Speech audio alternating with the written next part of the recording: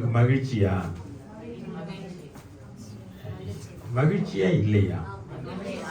மகிழ்ச்சியா இருக்கிறவங்க அல்லேலூயா சொல்லுங்க. Very good. நீங்க ஏன் மகிழ்ச்சியா இருக்கணும்? ஒரு காரணம் சொல்லுங்க. அவர் பிறந்தாரு. அன்றைக்கு மேய்ப்பர்கள் சந்தோஷப்பட்டாங்க, சாஸ்திரிகள் சந்தோஷப்பட்டாங்க. நீங்க ஏன் சந்தோஷப்படுறீங்க? நீங்க ஏன் சந்தோஷப்படுறீங்க?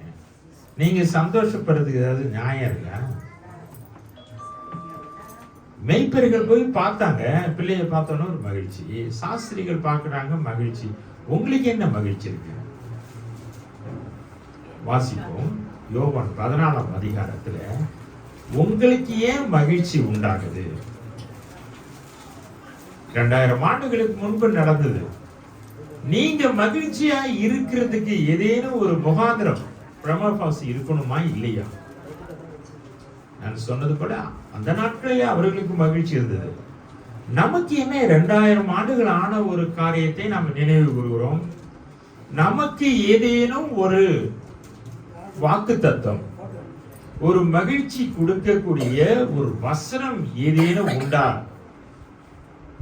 முதல் வசனம், நான் ஏன் 2000 ஆண்டுகளுக்கு பிறகும் நான் ஏன் மகிழ்ச்சியா இருக்கிறேன்னு சொன்னா, யோவான் 14ஆம் அதிகாரம் தவிர வேற ஒரு வாக்குறுதியும் அரசியல் தலைவர்கள் சொல்லுவாங்க இல்லையா, தேர்தல் நேரத்துல ஒரு வாக்குறுதி கொடுக்கறாங்கன்னு. ஆண்டவராக இயேசு கிறிஸ்து நமக்கு ஒரு வாக்குறுதியை கொடுத்திருக்கிறாரு. அது 2000 ஆண்டுகளுக்கு பிறகும் அது லைவ்ல இருக்கு. அது நமக்கு ரீச் ஆக போகுது. அதன் அடிப்படையில அங்க ஒரு வாக்குத்தத்தம் கொடுக்கிறார். 2ஆம் வசனத்தை வாசிங்க. என் பிதாவின் வீட்டில் अनेक வாசஸ்தலங்கள் உண்டு. ஒரு ரகசியத்தை உங்கள்கிட்ட சொல்றாரு. என்னை அனுப்பின பிதா சாதாரண ஆளு கிடையாது. அவருடைய வாசஸ்தலங்கள், அவர் ஸ்தலத்துல பல வாசஸ்தலங்கள் உண்டு. அப்படி இல்லாதிருந்தால் நான் சொல்லியிருப்பேன். ஒரு ஸ்தலத்தை உங்களுக்காக ஆயத்தம் பண்ண போகிறேன். உங்களுக்காக ஒரு ஸ்தலத்தை ஆயத்தம் பண்ண போகிறேன். நான் போய் உங்களுக்காக ஸ்தலத்தை ஆயத்தம் பண்ணின பிறகு, நான் அந்த ஸ்தலத்தை ஆயத்தம் பண்ணின பிறகு நான் இருக்கிற இடத்திலே நீங்களும் இருக்கும்படி. ரொம்ப முக்கியமானது. 2000 ஆண்டுகளுக்கு பிறகும் நான் ஏன் நினைவு கூறுகிறேன், நான் ஏன் சந்தோஷப்படுகிறேன்னா, இந்த ஒரே ஒரு வசனம் தான். அந்த வசனத்தை மட்டும் சொல்லுங்க மீண்டும்.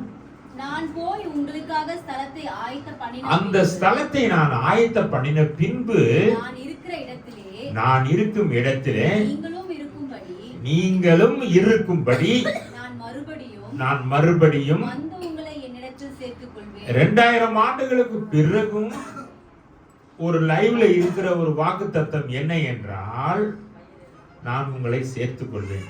அங்க நியாய தீர்ப்பு இருக்கா? உங்களை கட்டி அணைச்சு அரவணைக்கும் போது நியாய தீர்ப்பு இருக்கா? சொல்லுங்களேன். நல்லா இல்ல. வர்றாரு, அவருக்காக காத்திருக்கிற பிள்ளைகளுக்கு அவர் தருவிபடி அன்பளிப்பு மாதிரி ஒண்ணு கொடுக்கிறார். வாங்க, நீங்க என்னோட கூட இருங்க. எவ்வளவு நாள் நீங்க கஷ்டப்பட்டுட்டீங்க. ஏன்னா பாருங்க, 8 மணி சர்வீஸ்க்கு 10:30 வந்தீங்க பாருங்க. அது ரொம்ப கஷ்டம். அது இது போல கஷ்டம் யாரும் பட்டது இல்லை. நான் சென்னையில இருந்து கிளம்பி வரேன், அவ்வளவு பனி. அதுக்கு பிறகு இன்னைக்கு 3 சர்வீஸ் இருக்கு எனக்கு. 11:30க்கு ஒரு ஏஜி சர்ச் பாஸ்டர் மோகன் சர்ச்சில் தான். அதுக்கு பிறகு எங்க வீட்டு இது ஒரு நாளுக்கு ஒரு 6. ஆனா என்ன நினைக்கிறேன்னா, ரொம்ப கடினமான விஷயம். 8 மணிக்குன்னா வரமாட்டீங்க பாத்தீங்களா? உங்களுக்கு அவர் வெகுமதி கொடுக்கணும், அவர் உங்களை பாராட்டணும், உங்களை கட்டி அணைச்சிக்கணும். அப்பா, நீ இந்த பூமியில பட்ட பாடு ரொம்ப டப்பா. ஞாயிற்றுக்கிழமைனா கரெக்டான நேரத்துக்கு வந்துருவேன், கிறிஸ்துமஸ் தினத்துக்குன்னா. ஆனால் அவருக்காக பாடுபடுகிற பிள்ளைகளுக்கும் காத்திருக்கிற பிள்ளைகளுக்கும் ஒரு பெரிய கிஃப்ட் கொடுப்பாரு. அவர் உங்களோட கூட சேர்த்து கொள்வார். அதுல நியாயத்தீர்ப்பு என்பதெல்லாம் இல்லை. நியாயத்தீர்ப்பு என்பது கடைசியில மரித்தோரையும் சிறியோரையும் எல்லாரும் எழுப்பப்படுகிறது. ஆனா ஒன்னு அழைச்சிக்கிறார் பாத்தீங்களா? ஒன்னு அழைச்சிக்கிறார் இல்லையா? அதுல கிடையாது. ஒன்லி அன்பு மட்டும்தான் இருக்கு. 2000 ஆண்டுகளுக்கு பிறகும் நான் ஏன் ஓடுகிறேன், நீங்க ஏன் ஆலயத்துக்கு வரீங்கன்னு சொன்ன ஒரே ஒரு காரணம், அவரோடு என்னை சேர்த்துக் கொள்வார். அந்த நம்பிக்கை உங்களுக்கு இருக்கா? அந்த நம்பிக்கை இருக்கிறவங்க கைகளை வைத்து அலையில சொல்லுங்க. எஸ், அது ஒரு பெரிய விஷயம். ஏன் இவ்வளவு 2000 ஆண்டுகளான கிறிஸ்டியானிட்டி இன்னைக்கு ஜீவனதாக எவ்வளவு பேர் ரத்த சாட்சியா மறிக்கிறாங்க? ஒரு ஆஸ்திரேலிய மிஷனரி இங்க வந்தாரு, பிள்ளைகளோடு கொன்று போட்டாங்க. அந்த குடும்பம் ஒன்றும் கவலைப்படலையே. ஒரு நித்திய ஜீவனை குறித்த ஒரு நம்பிக்கை அங்க இருந்தது. அதனால இந்த உலகத்துல சாகுறத குறித்து எதை பத்தி கவலை இல்லை. முதலாவது ஒரு விஷயத்தை கற்றுக்கொள்ளுங்க. இவ்வளவு வருஷங்கள் ஆன பிறகும் நான் ஒரு கிறிஸ்துவுக்குள்ள மகிழ்ச்சியா இருக்குது ஒரே காரணம் யோவான் 14 அதிகாரம் தான். அதுல கொடுக்கப்பட்ட வாக்கு தத்தம் தான் கிறிஸ்துவ மார்க்கம் அழிந்து போகாமல் இருப்பதற்கு அந்த விசுவாசமே. அல்லேலூயா. அந்த விசுவாசம் நமக்கு இருக்கணும். என்ன அழைச்சிட்டு போயிடுவாரு. அந்த நம்பிக்கை இல்லாதவங்க தான் 10:30 வருவாங்க. இல்லையோ பாருங்களேன், உங்களுக்கு பிடிச்ச ஒரு மாமா ஏர்போர்ட்ல 8 மணிக்கு இறங்குறாருன்னா நீங்க 8 மணிக்கா போவீங்க? முத ஆட்டோ வந்தவொடனே ஏடி போய் மாமா உட்காந்துருப்பாரு. மாமா 8 மணிக்கு இறங்குவாரு. 10:30 வரீங்கன்னு சொன்னா பிரயோஜனம் ஒன்று இல்லை. நானே உங்களுக்கு சொல்றேன். உங்களுக்கு தெரியும் 10 கன்னிகையில கதையில ஒரே திருமண பத்திரிகை, ஒரே இன்விடேஷன், கல்யாண மண்டபம் போயாச்சு. இந்த மாப்பிள்ளைக்கு தான் வெயிட் பண்றாங்க. ஒரு 50% மிஸ்ஸிங் ஆயிடுறாங்களா, ஒரு 5 பேர் அவுட் ஆயிட்டாங்களா. எப்படி போனாங்க? இந்த 10 மணிக்கு வந்தவங்களாம் அந்த கேட்டகரி தான். உண்மையாகவே அவரிடத்துல நீங்க உற்சாகமா இருந்தா அவர் உங்களை கனப்படுத்துவாரு. இல்லை என்று சொன்னால் அவர் உங்களை அக்செப்ட் பண்ணவே மாட்டார். இந்த விசுவாச அறிக்கையை நீங்க எடுத்தீங்களா? அந்த விசுவாச அறிக்கையில ஒரு வசனம் நீங்க சொல்லியிருக்கீங்க பாருங்க. அப்படியே நீங்க படிச்சுட்டு வந்தீங்கன்னா அந்த கடைசி வரிக்கு 3 வரிக்கு கடைசி வரி, நித்திய ஜீவனை எதிர்பார்த்து கொண்டிருக்கிறேன், ஞானஸ்தானம் உண்டு என்று விசுவாசிக்கிறேன். அதுக்கு மேல என்ன இருக்கு படிங்க. ஏதாவது கடைசியில இருந்து 3வது லைன் படிங்க. கடைசியில இருந்து 3வது லைன், அப்போஸ்தல சபை என்று இப்ப முதல் வசனம் சொன்ன. நான் ஏன் மகிழ்ச்சியாக இருக்கிறேன்னு சொன்னா யோவான் 14 அதிகாரம் தான். குட். சரி, அப்போஸ்தல சபையை நான் என்ன செய்யறேனா? அங்க படிக்கல, உங்க பேப்பர்ல தானே இருக்கு. அப்போஸ்தல சபை என்று விசுவாசிக்கிறேன் சொல்லி இருக்கீங்களே. அப்போஸ்தல சபை என்னன்னு தெரியுமா? அதை நீங்க படிச்சீங்கன்னா தவறே பண்ண மாட்டீங்க. வாசிங்க அப்போஸ்தலர் 2 அதிகாரம் 46 வசனம் வாசிங்க. இந்த சபையினுடைய ரெகுலேஷன் சொல்லப்பட்டிருக்கு. அவர்கள் ஒருமனப்பட்டவர்களாய். நல்லா கவனிக்கணும். இப்படிலாம் யாரும் உட்கார்ந்து இங்கெல்லாம் பேசிக்கிட்டு இருக்க மாட்டாங்க. உண்மை. ஏன்னா இந்த இடம் ஒரு ரெவரன்ஷியல் இடம், அதுக்கான ஒரு மரியாதையை கொடுக்கிற இடம். அதனால நம்ம தான் கரெக்டா ஜாக்கிரதையா இருக்கணும். அவர்கள் ஒருமனப்பட்டவர்களாய். ஃபர்ஸ்ட் பாயிண்ட் அவங்க ஒருமனப்பட்டு. செகண்ட் என்னது? தேவாலயத்திலே அனுதினமும். எத்தனை வாரத்துக்கு வாரம் ஞாயிற்றுக்கிழமையா அனுதினமா? அனுதினம். நீங்க வாரத்துல 4 நாள் உங்க வேலைக்காக ஓடுறீங்க. 3 நாள் அல்லது 1 நாள் 2 நாள் தான் உங்களை நாங்க கூப்பிடுறோம் ஆராதனைக்கு.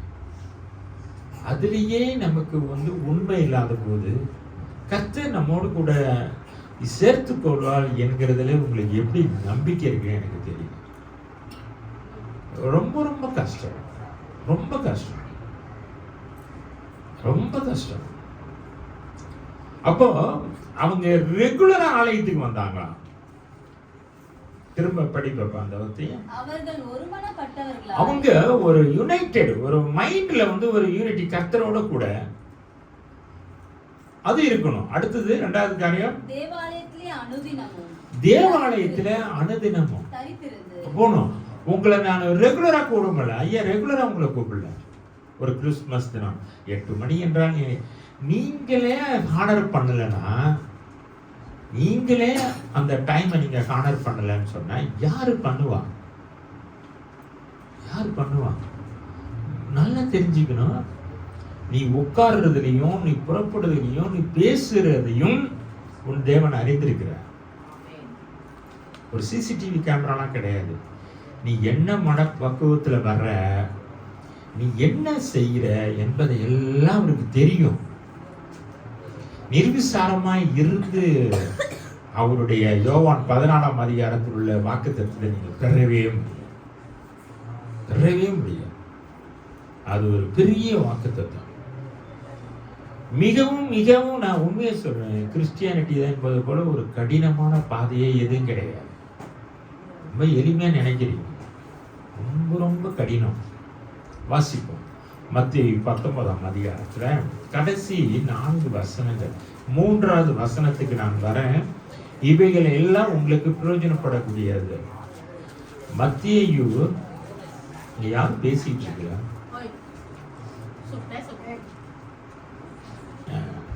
மத்தேயு 19 எடுத்துக்கிட்டீங்களா?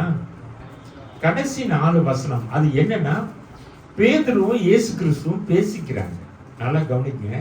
எவ்வளவு நம்ம அதை ரொம்ப கவனிச்சு படிக்க வேண்டியது. 2 பேரும் பேசிக்கிறாங்க. யாரு? இயேசு கிறிஸ்துவும் பேதுருவும் பேசிக்கிறாங்க. பேசுறாங்களா?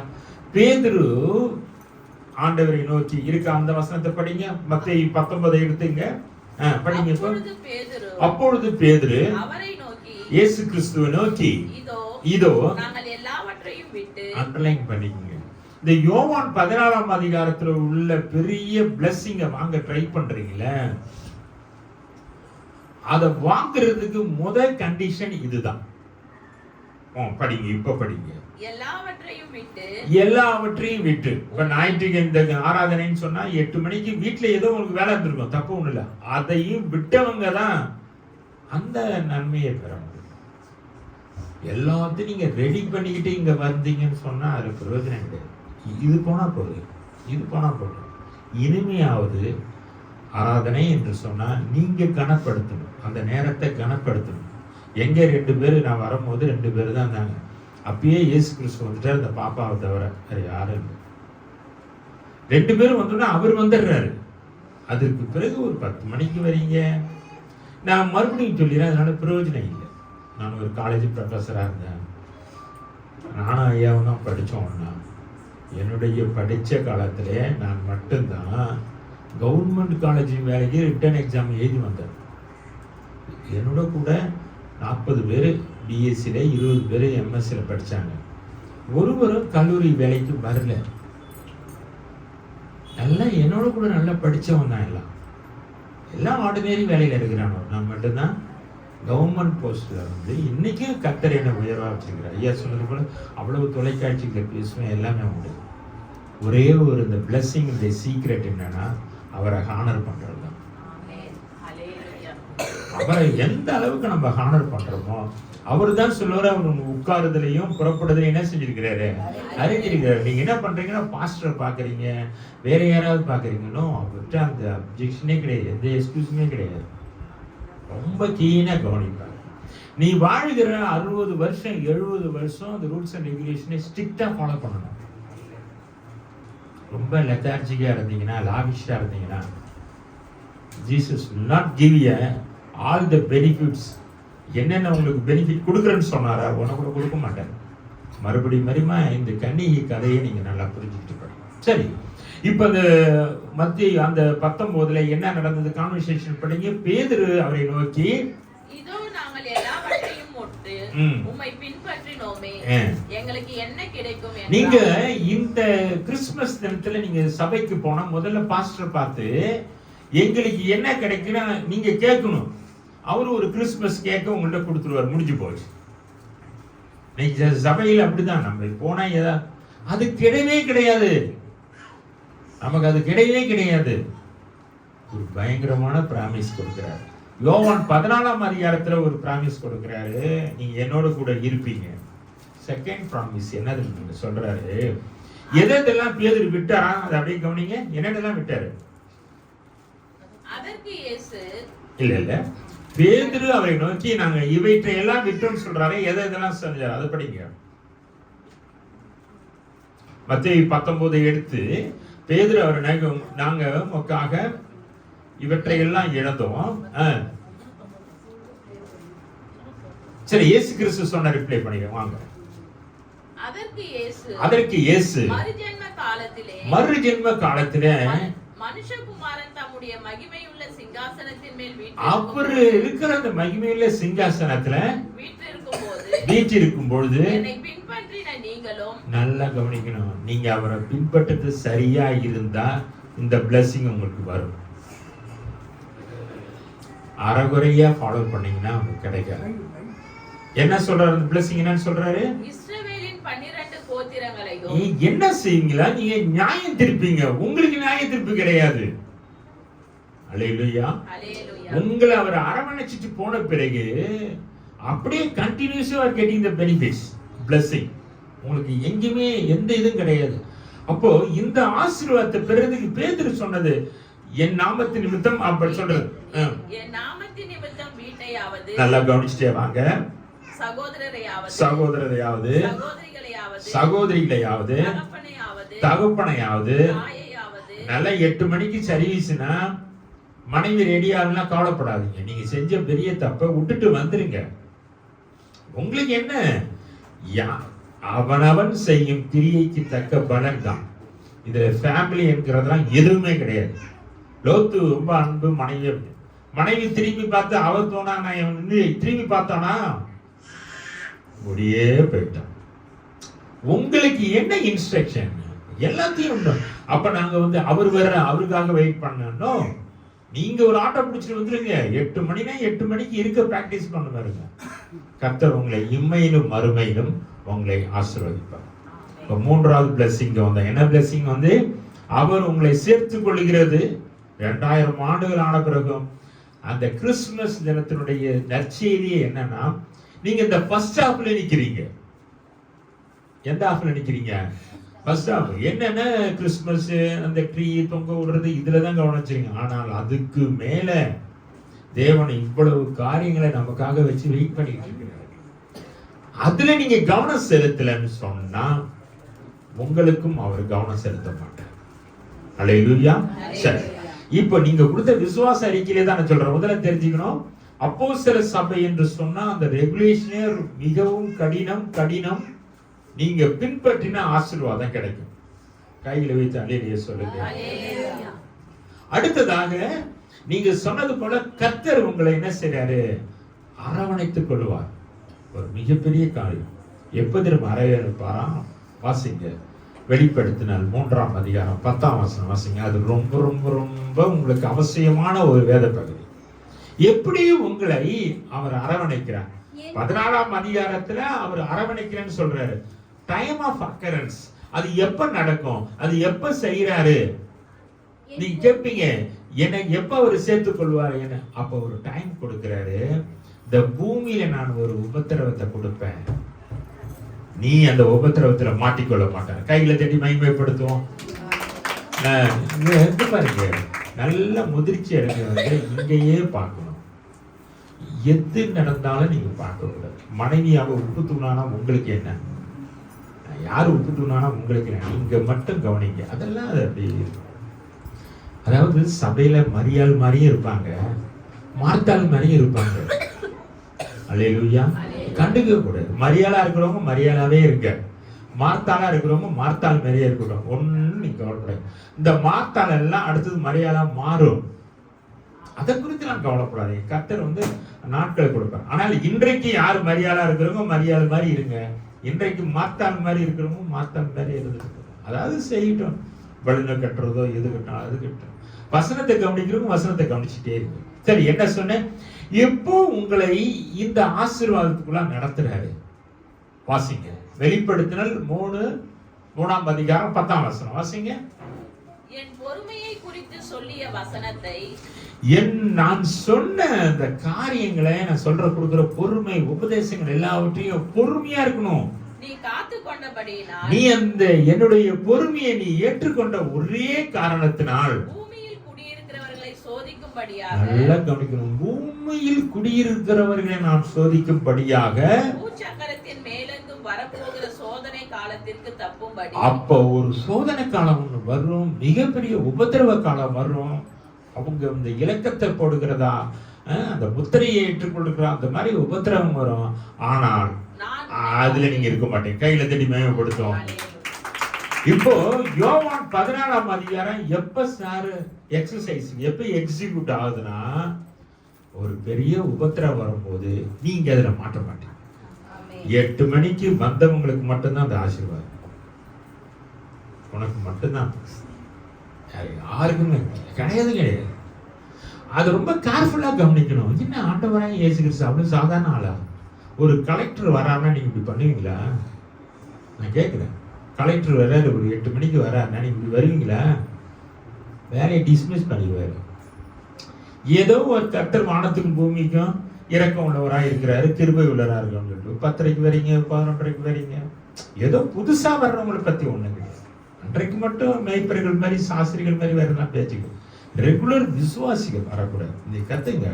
2026 இது போல வருடங்கள் நாட்கள்ல ஆராதனைன்னு ஒரு வார்த்தை தான் சொல்லுவார்.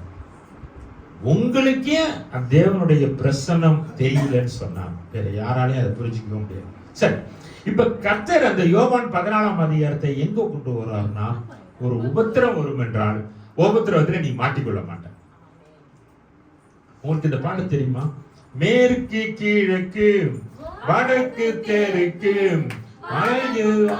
என்றீரே, பூமியின் தூளை போல் என்று வாக்களித்தீரே. மேற்கு கிழக்கு வடக்கு தெற்கு என்றீரே, பூமியின் தூளை போல் சந்ததி பெருகும் என்று வாக்களித்தீரே. சொன்னதை செய்யும் அளவும் என்னை கைவிடவே மாட்டே. சொன்னதை செய்யும் அளவும் என்னை கைவிடவே மாட்டே.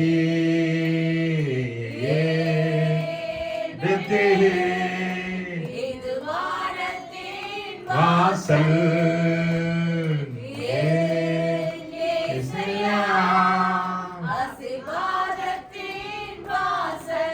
அவரு சொன்ன வாக்கு தத்தத்தை அவர் மாற்றவே மாட்டார்.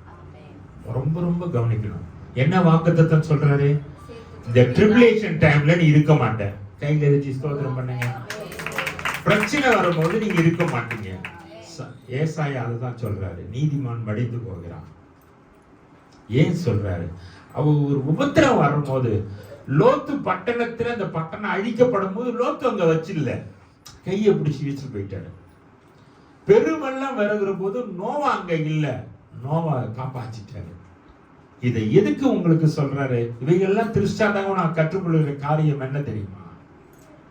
உபத்திரம் வருகிற போது அந்த வாக்குத்தத்தம் இருக்கு இல்லையா, அதை கரெக்டா நம்ம நிறைவேற்றிக்குவோம்.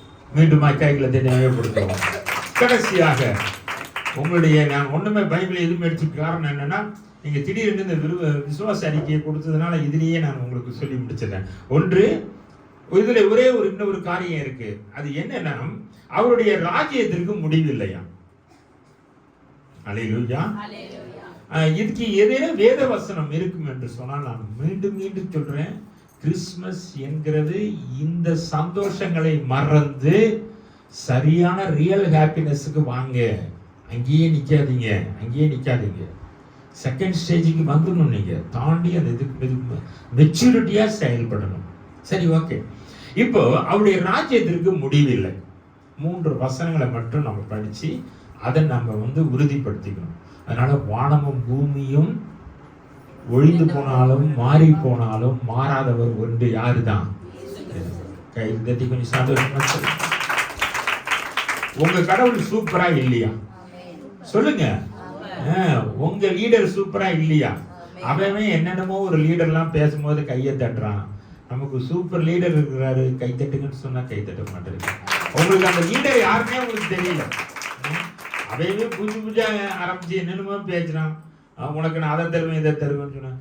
உனக்கு பரலோக ராஜ்யத்தையே தரேன்னு சொல்றாரு. நீங்க என்னன்னா பாக்குறீங்க. உங்களை பொறுத்தவரைக்கும் 10 கிலோ அரிசி இலவசம் சொன்னா ஓகே கை தட்டுறீங்க, 10 நிமிஷம் கை தட்டுறீங்க. ஆனா பரலோக ராஜ்யம் சொன்னா யோசிக்கிறீங்க, இதெல்லாம் நம்மளால நடக்கிற காரியமா? ஆமா, லேட்டா 10 மணிக்கு வந்தா உண்மையிலேயே என்ன ஆச்சரியமா தான் பார்த்துக்கிட்டே இருப்பீங்க. சரி, வசனத்தை வாசிப்போமா? ஏசாயா 9ஆம் அதிகாரம் 6ஆம் வசனத்துக்கு வாங்க. அவருடைய ராஜ்யத்திற்கு முடிவில்லை. இப்போ அப்போஸ்தலர் விசுவாசம் என்றால் அதன்படி நீங்கள் செய்ய வேணும். எனக்கு எந்த ப்ராப்ளமும் இருக்கக்கூடாதுப்பா, எனக்கு எந்த ப்ராப்ளமும் இருக்கக்கூடாது, நான் எப்படியாவது தப்பிச்சு உன் பக்கம் வந்துடணும், எனக்கு பயமா இருக்கு. என்கிட்ட ஒருத்தர் இது மாதிரி மீட்டிங் பேச ஒரு ஆள் சொன்னார், எனக்கு ஒரு உதவி செய்யுங்களான்னு கேட்டார். என்னன்னு கேட்டாங்க. என்னால் 7 வருஷம் அந்த ஒவ்வொருத்தரை எனக்கு படுறதுக்கு எனக்கு உடம்புல ஒன்றும் சரீரம் இல்லை, எனக்கு ஜெபம் பண்ணவும் முடியாது, ஒன்றும் பண்ண முடியாது. அதே நேரத்தில் இன்னைக்கு செத்தா கூட நான் பரலோகம் போகணும் அந்த நம்பிக்கையும் இல்லை. இதுக்கு ஏதாவது வழி சொல்லுங்கன்னு கேட்டார். பார்த்தீங்களா, அந்த 7 வருஷத்துக்கு அவரால் இருக்க முடியாதான், இன்னைக்கும் ஒரு கர்த்தருக்குள்ள இருக்க முடியாதான். ஆனா ஒன்று சொல்றேன், நேர விஷயத்துல மட்டும் நீங்க விளையாடாதீங்க. அவர் உன்னதமான தேவன் வந்துட்டாருன்னா நீங்க வந்துடணும். அவர்கள் அந்த பிரயாணம் புறப்பட்டு போகும்போது, மோசே அழைத்து கொண்டு போகும்போது, அந்த மேகம் நகர ஆரம்பிச்சா எல்லாம் ஓடிடணும். இந்த மாதிரி பாஸ்டர் மாதிரி சர்க்குலர்லாம் கிடையாது. மேகம் நகர ஆரம்பிச்சா நீங்க அதை ஃபாலோ பண்ணி ஓடிடணும். நீங்க இந்த மாதிரிலாம் நீங்க செய்யக்கூடாது, செய்யாதீங்க.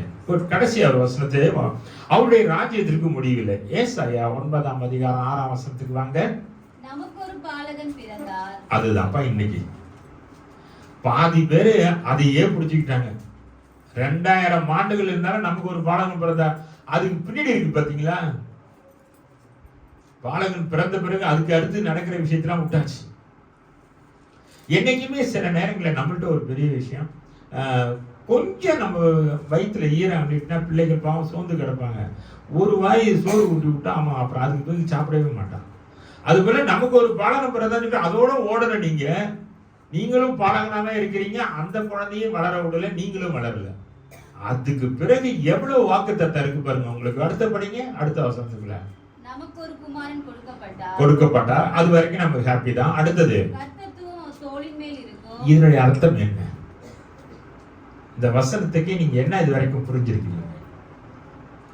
ஒரு பெரிய ராஜ்யம், கர்த்தத்துவம்னா ஆள் இருக்குது, இந்த ரூலிங் பவர் இருக்கு. அப்போ ஏசாயா காலங்களிலே அந்த சொல்லப்பட்ட தீர்க்க தரிசனங்கள்ல நீங்க குழந்தையா மட்டும் நினைச்சிக்காதீங்க. அந்த குழந்தைக்குள்ள முடிவில்லாத ராஜ்யத்தை தேவன் ஸ்தாபிப்பார். நாங்க உங்களுக்கு 1000 வருடம் அரசாட்சின்னு நான் சொன்னேன், நீங்க என்ன பாக்குறது மேல பாப்பீங்க. ஆமா, சிலத்துல சொன்னீங்கன்னா இதெல்லாம் நடக்காத விஷயத்தெல்லாம் சொல்றீங்க. அது யாரு தெரியுமா? மயிலாப்பூர் குளத்துல இருக்க மாமியாரோ மற்றவங்களையே அவங்க சிரிச்சிட்டு போனா ஒண்ணும் இல்லை. நம்ம கிறிஸ்தவம் இருக்காங்க பாத்தீங்களா, இந்த சபையில பிரசங்கம் பண்ணும்போது இவங்க பண்றனே தான் பெரியனே. 1000 வருஷம் ஆச்சுன்னா அம்மா அதெல்லாம் ஒண்ணும் இல்லை. ஒரு ஆள் என்ன சொன்னாரு, பாஸ்டர் நம்ம இருக்கிறதே அதுலதான் சொன்னாரு. அதோட அவர்கிட்ட நான் பேச்சனே எடுத்துட்டு இது இந்த உபதேசங்களை சொல்லும் போது இந்த கேட்கிறவர்கள் புரிஞ்சுல. ஆனா ஏசாயா 9ஆம் அதிகாரத்துல 6ஆம் வசனத்துல இருக்கு, கர்த்தத்துவம் ரூலிங் பண்ற பவர் இருக்கு, அவர்கிட்ட இருக்கு.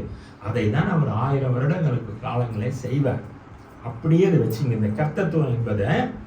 இப்ப நீங்க லூக்கா வாங்க, 1ஆம் அதிகாரத்துல வாங்க.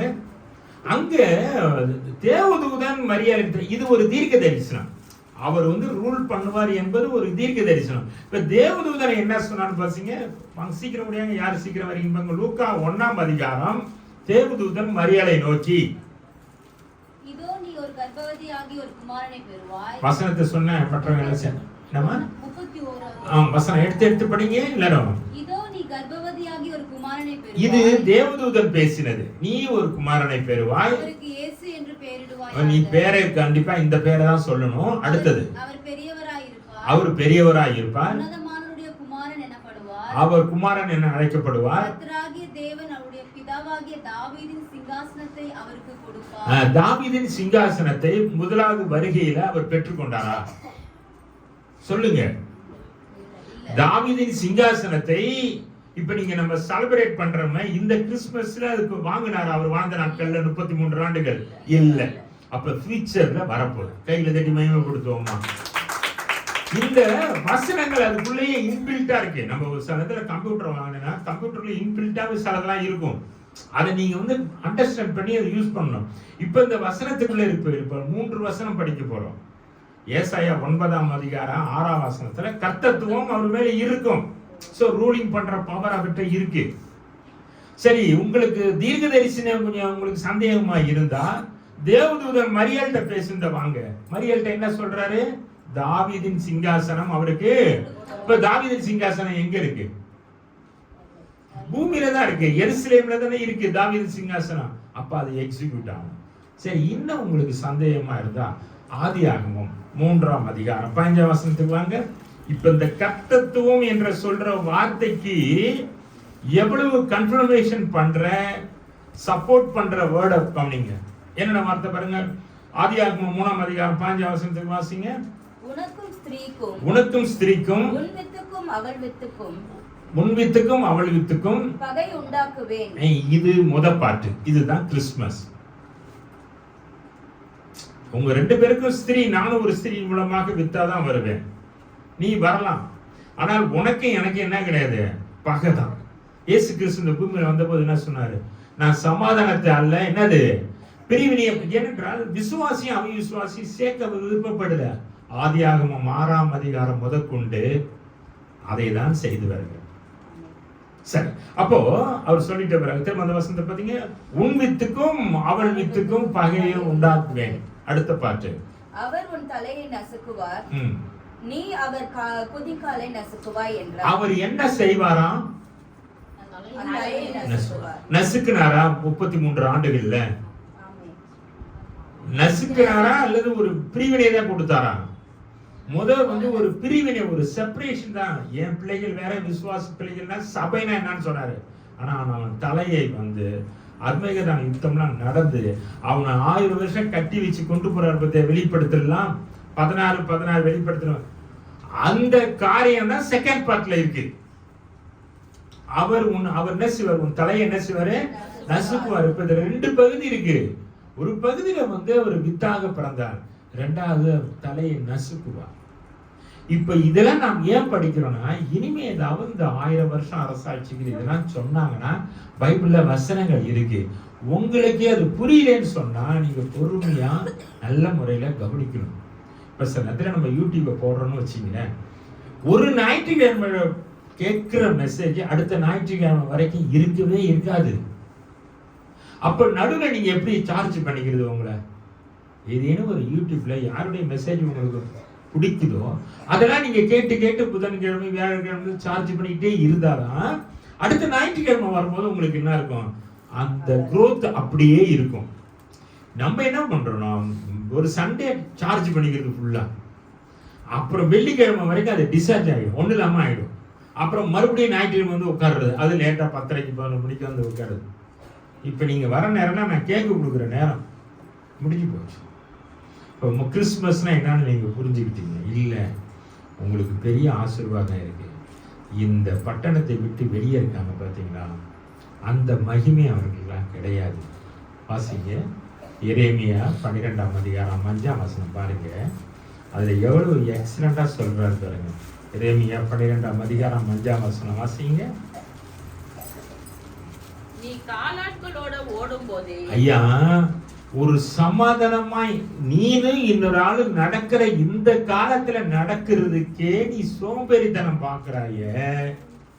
நீ காலாட்களோட ஓடும் போதே இதுவே உனக்கு இழைக்குதுன்னு சொன்னா இறப்பு ஏற்படுதுன்னா குதிரைகளோட எப்படி சேர்ந்து குதிரையோட ஓடும் போது நீ எப்படி ஓடுவாய்? சமாதானம் உள்ள தேசத்திலே நீ அடைக்கலம் தேடினா. இன்னைக்கு உன்னை யாரு தடை பண்ணனா? 8 மணிக்கு வரும்போது கவர்மெண்ட் ரூல் போட்டானா நீங்களா வெளியே போக கூடாதுன்னு? சமாதானமான உள்ள காலங்களிலே நீ 10 மணிக்கு வர்ற. அடுத்த காலம் யோர்தான் பிரவாகித்து வரும்போது நீ என்ன செய்வ? ஒரு இக்கட்டு காலம் வந்த போது எதையும் நீ ஒரு காலத்துல கர்த்தர் உனக்கு கற்பிச்சாரு. வைரஸ், கொரோனா வைரஸ் வந்த போது கர்த்தர் சொன்னாரு. அப்ப எல்லாம் திட்டுமுடி ஆனீங்களா இல்லைங்களா? ஆலயங்கள் மூடப்பட்டது, சபைகள் போதிக்கப்படல, வசனங்கள்லாம் நின்று போனது. ஒரு காலத்துல நீங்க ஒரி பண்ணுனீங்களா இல்லையா? வரி பண்ணுனீங்க. ஆனா அதை நீங்க மறந்துட்டீங்க. திரும்ப அந்த தேவன் உங்களுக்கு அனுமதிக்க மாட்டாருன்னு நினைக்கிறீங்க. ரொம்ப ரொம்ப தப்பு. மீண்டுமாய் அந்த காலங்கள் வரும், நீங்க ரொம்ப ஃபீல் பண்ணுவீங்க. அதனால உங்க வீட்டுல கர்த்தர் உன்னை 1000 மடங்கு பெருகுவாய் அதெல்லாம் நீங்க உள்ள மறைச்சு வச்சுட்டு இந்த வசனத்தை மட்டும் வச்சுங்க. இன்றைய காலங்கள் உங்களுக்கு சமாதானமான காலம். கையில் சொல்லுங்க அல்லேலூயா. யாருமே தடுக்கல. பிஜேபி அரசாங்கமோ எந்த அரசாங்கமும் அவங்களை தடை பண்ணுங்க.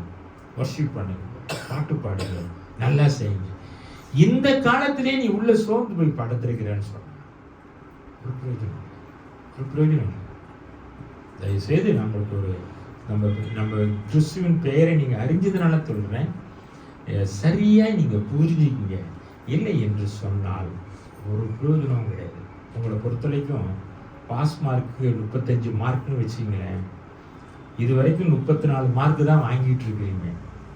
ஆனால் நீங்கள் சொல்லிப்பீங்க 1 மார்க்கு தான் எனக்கு வரலன்னு. ஆனால் 1 மார்க்கு வாங்கலைன்னாலும் ஃபெயில் தானே. அப்போ 34 வேஸ்ட் தானே. அல்லேலூயா. 34 வேஸ்ட். அந்த 1 மார்க் வாங்கலைன்னா நான் 10 நிமிஷம் வர்றதுனாலயா உங்களுக்கு பாதிப்பு வருது? எஸ். நீங்கள் நினைப்பீங்க நான் 10 நிமிஷம் லேட்டாக வருது ஐயா எப்படி கண்டிச்சுட்டு போயிடு. நீங்கள் நினைப்பீங்க ஐயா அவரை ஐயா கொண்டு வந்து விட்டீங்க. ஒரு கிறிஸ்மஸ்க்கு வந்து நீ 1000 மடங்கு பெருவாயின்னு ஆசிரியர் அவர் என்ன இப்படி கோவப்பட்டு பேசுகிறாரு. தயவுசெய்து நினைக்காதீங்க. வசனத்தில் உள்ள வாக்கு தத்தங்களை நீங்கள் வாங்கணும்னு சொன்னால் அந்த நேரத்துக்கு வரணும், சரியாய் பின்பற்றணும். ஏனதானு பின்பற்றீங்கன்னா அந்த ஆசீர்வாதங்களுக்கு வராது. 5 கன்னிகைகளை கூட நீங்கள் ரொம்ப கஷ்டப்படுவீங்க. நீங்கள் கர்த்தரோடு கூட இருக்கிற பிள்ளைகள் பேதுரு சொன்ன மாதிரி உங்களுக்கு இழப்பு தான். இப்போ நீங்கள் ஒன்றும் பாருங்க, வீட்டில் ஒன்றும் செய்யாமல் தானே வந்திருக்கிறீங்க. இங்கே இருக்கிற போதே நான் பேசிக்கிட்டு இருக்கும்போது பாதி பேர் கிச்சன் போவீங்க, பாதி பேர் அமெரிக்கா போவீங்க, பாதி எங்கெங்கேயோ போவீங்க. என்ன பிரயோஜனம் இருக்கு? உன் கர்த்தரை முழு மனதோடும் இப்போ உங்களுக்கு இந்த மாதிரி அறகுறையா வரும்போது உங்க முழு இருதயம் கிடையாது. ஆனா பெனிஃபிட் வரைக்கும் பரலோக ராஜ்யம் போய் உட்காந்துக்கணுமா? செய்யாதீங்க. அது உங்களுக்கு பிரயோஜனம் இல்லை. கர்த்தர் அந்த ஆசீர்வாதங்களை கொடுக்க மாட்டார். கடைசியாய் ஒரே ஒரு வசனத்தை வாசித்து முடிச்சிடும். இப்போ அவர் ராஜரீகம் பண்ண போகிறார். ஒத்துக்கிறீங்கன்னா அல்லேலூயா சொல்லுங்க. தீர்க்கதரிசி சொல்லியிருக்காரு கர்த்தத்துவம் அவர்கிட்ட இருக்கும். தேவதூதன் சொன்னாரு உனக்கு என்ன செங்கோல் கொடுக்கப்படும் சொன்னார். இப்படி எல்லா ஆசீர்வாதங்களும் உங்களுக்கு இயேசு கிறிஸ்து சொல்லி இருக்கிறாரு. அதை நீ வாங்கிக்கிறது தான். நம்ம என்னன்னா ஒரு பேங்க்ல அக்கௌண்டே ஓபன் பண்ணாம நம்ம விசுவாசம் சொல்லிடுறோம். பேங்க்ல அக்கௌண்ட் ஓபன் பண்ண மாட்டீங்க. ஆனா மேனேஜர்கிட்ட போய் அவரை பிடிச்சிட்டு கையை பிடிச்சி அழுதுகிட்டு எனக்கு லோனு கொடுங்கன்னு கேட்பார். அந்த மேனேஜர் லோன் கொடுக்க முடியுமா? ஏன் என்ன வேணும்? அக்கௌண்ட் இல்லாமையே பாதி கிறிஸ்தவ சபைகளுக்கு விசுவாசிகள் உட்காந்துட்டு எனக்கு அந்த பரலோக ராஜ்யம் கொடுக்கும், பரலோக ராஜ்யம் கிடையாது. அவர் சொன்ன சட்டத்திட்டங்களுக்கு வாங்க. இன்னும் காலங்கள் ரொம்ப குறைவுதான். அதனால இந்த நாட்களிலே நம்ம வந்து பரிசுத்தமாக இருக்கிறது கொஞ்சம் ட்ரை பண்ணணும். ஆண்டவராக இயேசு கிறிஸ்து ஒரே ஒரு வசனத்தை வாசிப்போம். எப்படி கரெக்ட் பண்றாரு பாருங்க. லூக்கா 9ஆம் அதிகாரம் 52, 53. அப்போ என்ன சொல்றாருன்னா, அந்த காலத்துல யூதர்கள், நான் சொல்லிக்கிட்டே இருக்கும்போது வசனத்தை எடுங்க, லூக்கா 9க்கு வந்துருங்க. அந்த காலத்துல யூதர்களும் சமாரியர்களும் பேசிக்க மாட்டாங்க. அவன் சரியில்லை இவன் சரியில்லை சொல்லிட்டு பேசாம இருந்தான். சமாரியர்கள்லாம் யூதர்கள் அப்படி விரட்டுனாங்க. ஒரு சமயம் வரும்போது ஆண்டவராக இயேசு கிறிஸ்து அந்த பட்டணத்துக்கு போகணும்னு சொல்லும் போது அந்த சமாரிய பட்டணத்தை அழிச்சு போடுன்னு சொன்னது யாரு தெரியுமா? யார் சொல்லியிருப்பான்னு நினைக்கிறீங்க? இயேசுவின் சீஷர்களான யாக்கோபும் யோவானும் சொல்லுவாங்க. வாசிங்க 9ஆம் அதிகாரம் 52ஆம் வசனம் வாசிங்க. தமக்கு முன்னாக தூதர்களை அனுப்பினார். அவர்கள் போய் அவருக்கு இடத்தை ஆயத்தம் பண்ணும்படி சமாரியருடைய ஒரு கிராமத்திலே சமாரியருக்கு கிராமத்துக்குள்ள போகணும்னு விரும்பினாரு. அப்போ அவர் எருசலேமுக்கு போக நோக்கமாய் இருந்தபடியினால் அவ்வூரார் அவரை ஏற்றுக்கொள்ளவில்லை. அப்போ அவங்க தடுக்கிறாங்க, இந்த இதுக்கு வராங்க, எங்க ஊருக்கு வராதீங்கன்னு சொல்லிட்டு அவங்க தடுக்கிறாங்க. அப்ப இயேசு கிறிஸ்து சொன்ன பதில பாருங்க. அவருடைய சீஷராகிய யாக்கோபும் யோவானும் அதை கண்டபோது, ஆண்டவரே எலியா செய்தது போல வானத்திலிருந்து அக்கினி இறங்கி அவர்களை அழிக்கும்படிக்கு நாங்கள் கட்டளையிட உமக்கு. நான் கூட தான் அப்படியே நினைச்சேன். இப்போ நான் வந்தவொடனே இந்த 8 மணிக்கு மேலே வர்றவங்களுக்கு ஆண்டவரே அந்த வசனத்தை அடிப்படையாக அதாவது ஒரு காரியம் செய்ப்பான்னு. அப்போ சொன்னார், இல்லை செய்யாதீங்க. 2026 நான் கொடுத்து பார்க்குறேன். அப்போ பாருங்க அடுத்து சொல்றாரு. அவர் திரும்பி பார்த்து நீங்கள் இன்னும் ஆவியுள்ளவர்கள் என்பதை அறியீர்கள். ஏய் என்னப்பா நீ என்னப்பா இப்படி இருக்கிறீங்க, அப்படிலாம் செய்யாதீங்க சொல்லிட்டு அடுத்த வசனம். மனுஷகுமாரன் மனுஷனுடைய ஜீவனை அழிக்கிறதற்கு அல்ல, ரட்சிக்குவதற்காகவே வந்தார் என்றார். கையில தட்டி மகிமைப்படுத்துவோம். இந்த வசனம் இருக்கிறதுனாலதான் 9:30க்கு வந்தவங்களும் 10:30க்கு வந்தவங்களும் லைவ்ல இருக்கிறீங்க. ஸோ கிறிஸ்மஸ் தினம் என்று சொன்னா இது வந்து டிசிப்ளின், ரொம்ப ரொம்ப டிசிப்ளின். ஏன்னா கர்த்தர் சொல்றாரு, நீ இந்த நாட்களிலே நீ ஓடுகிறதுக்கு நீ ஒரு எதையேனும் வழியை தேடுனன்னு சொன்னா, குதிரை ஆட்களோடு ஓடுகிற காலங்களில் நீ ரொம்ப கஷ்டப்படுற. ஆசீர்வாதங்களை பெற வேண்டும் என்று சொன்னான். சரியாக சரியாக அவருடைய உபதேசத்தில் நிலைச்சிருங்க. அவர் ரொம்ப அன்புள்ளவர். அல்லேலூயா. இந்த கிருபையை நமக்கு சொல்லி காமிச்சாரு. எவ்வளவு நாள் இந்த கிருபை இருக்கும்? எல்லா நாளும் இருக்க போறது இல்லை. இருக்கிற நாட்களில, கொஞ்ச நாட்களில, சமாதானம் உள்ள நாட்களில அன்பா இருங்க. அவர் சொன்ன வாக்கு தத்துவங்களை கீழ்ப்படிங்க. கர்த்தர் உங்களோடு கூட இருப்பாராக. ஜெபம். அநாதையாய் அலைந்த என்